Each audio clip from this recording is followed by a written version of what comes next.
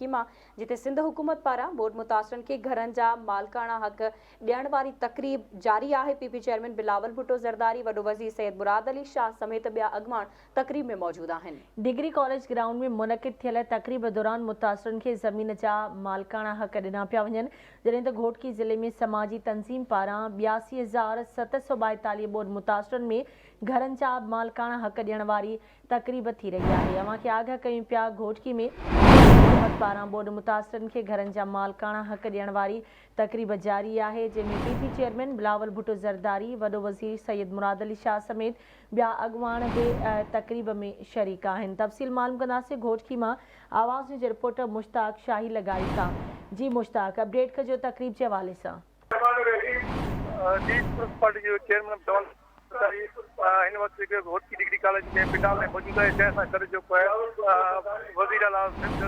Syed Murad Ali Shah, MNA सरदार मोहम्मद मार Dubai, वजीर जाम इकराम दर जो जिले चेयरमैन मकीन मंगल खान मार, एमएनए खालिद अहमद खान लुड, जिले सदर मीर बाबर खान लुड, नासिर शाह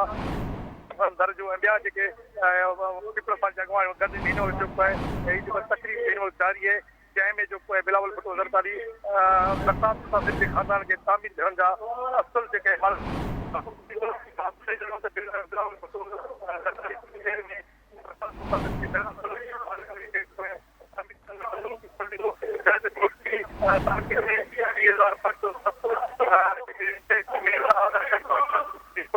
बावी 926 13,000 में 15-14 जेके घर आहिनि, ये मालकड़ा उन्हनि खे हिन वक़्तु जेको हज़ारे औरतूं जेके पोतली पिंडाल में हिन वक़्तु सिक्योरिटी जा इंतज़ाम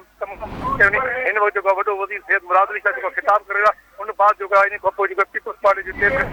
ज़रदारी ख़िताब ॿुधो, हिन वक़्तु सिक्योरिटी जा इंतज़ाम तमामु सख़्तु थिया आहिनि। हिन जे कुझु देरि में जेको बिलावल भुट्टो इन पिंडाल खे दरमियान खे ख़िताब ॿुधो ऐं जेको औरतुनि जेका मालकड़ा घर जेके हक़ उन्हनि खे बिलावल भुट्टो ॾींदो। ठीक है शाही, मुश्ताक शाही लगारी, वरी मेहरबानी अवां जी अपडेट।